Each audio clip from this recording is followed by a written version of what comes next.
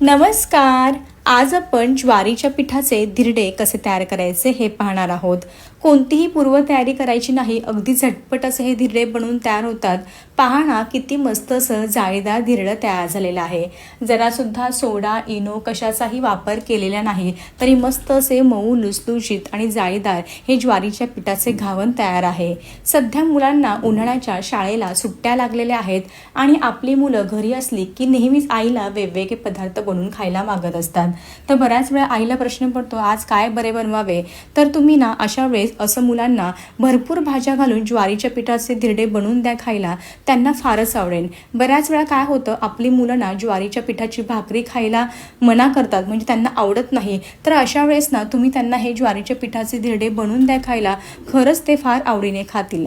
आणि हे धिरडे ना अजिबात कडक किंवा वातट होत नाही, आहे तसे 2-3 तास मस्त असे मऊ लुसलुशीत राहतात. पहा, मस्त असे जाळीदार तयार झालेले आहेत, अगदी चपातीसारखे मऊ लुसलुशीत तयार झालेले आहेत. चला तर लगेचच आपल्या आजच्या रेसिपीला सुरुवात करूयात. रेसिपी आवडली तर चॅनलला जरूर सबस्क्राईब करा, त्यासोबतच बेल आयकॉन देखील प्रेस करा आणि हो, व्हिडिओला एक लाईक जरूर करा.